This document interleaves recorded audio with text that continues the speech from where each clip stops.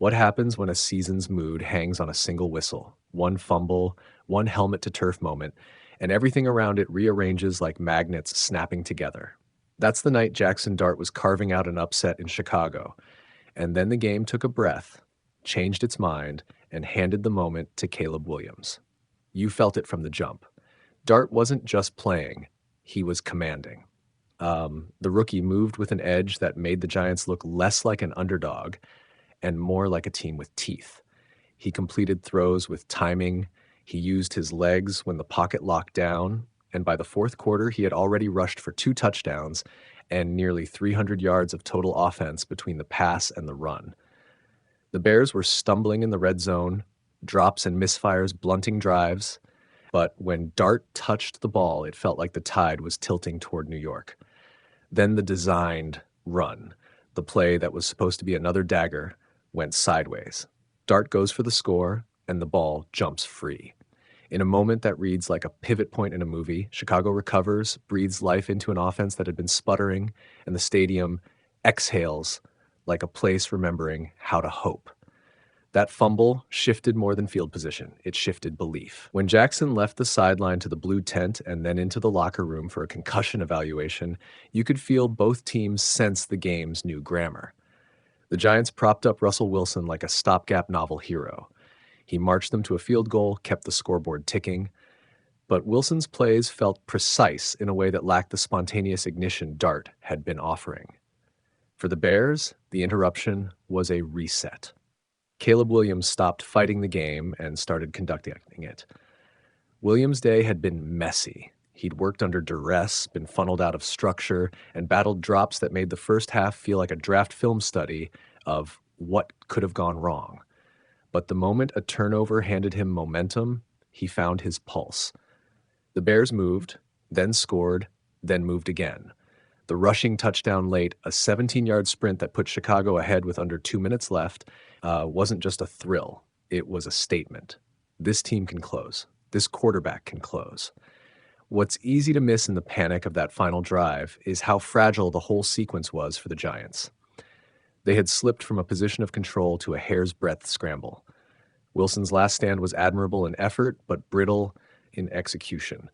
One big sack, a shanked punt earlier, a miscommunication on a fourth down try, all those little fractures added up.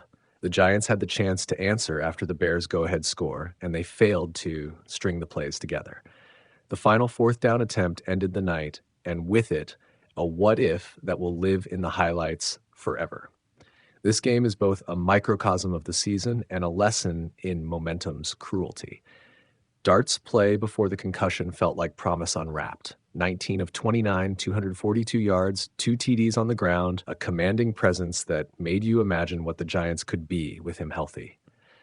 The concussion, sudden, clinical, badly timed. They lose a catalyst.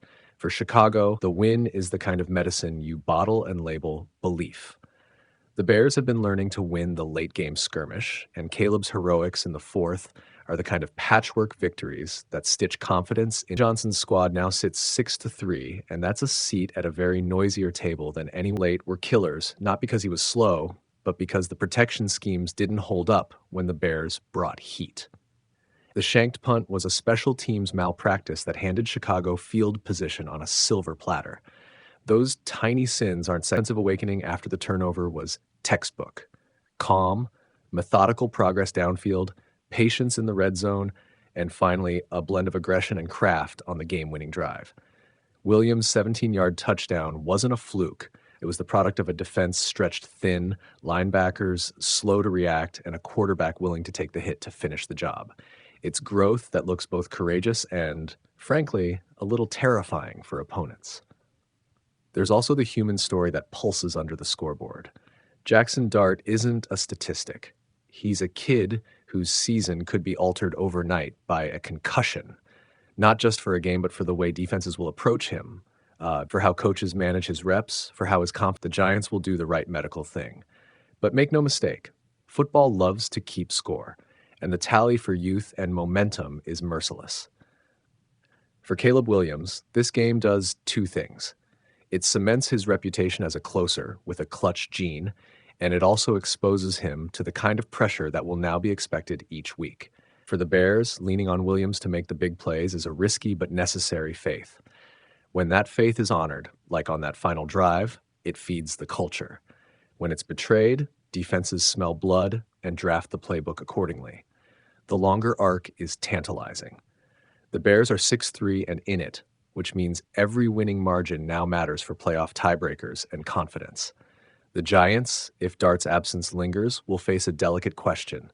Do they rely on veteran steadiness to hold the ship, or do they bleed practice reps into their rookies' rehab and hope the long-term payoff justifies short-term pain?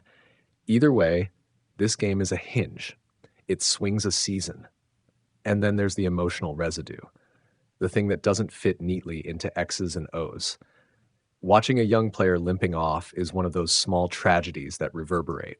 You remember players as more than helmet numbers. You remember the look on their faces when they walk off the field, the vacant stare, the way a locker room grows quieter. That's part of the currency of sports. Triumphs are public spectacles, but losses and injuries carve out private spaces that linger longer. So what's the takeaway? Momentum is a living thing. It eats the small mistakes you don't immediately see and turns them into big ones you remember forever. The Giants had the narrative in their pocket and lost it to one flash of misfortune. The Bears turned a moment of chaos into a symphony of late-game orchestration. For fans on both sides, the night will be reframed into highlight packages and hot takes. For the teams, it will translate into tape work, rehab schedules, and the kind of gritty conversations coaches dread. If there's a final image to leave you with, it's this: a stadium split between hope and noise, a rookie who ran like he belonged until the ball came out, and on the other side, a young quarterback who took the handed chaos and made it his.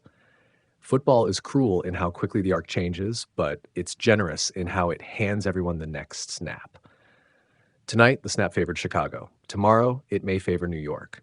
The season will tell which story was merely a chapter and which one became a whole book. And when you boil it down to one plain sentence, the kind that sticks in a throat when the lights go down, it's this: sometimes a game is decided not by talent, but by who seizes the sudden chances life gives them in the dark. You could feel the electricity in the stadium before the scar tissue of the game took over. Jaxson Dart was playing like the kid who belonged there, decisive with his arm, dangerous with his legs, and the Giants looked like a team that had stumbled onto something. Then, a designed quarterback run turned wrong. Dart went to the sideline for a concussion check, and the whole contest tilted toward Chicago. Dart's first 3 quarters read like a breakout audition.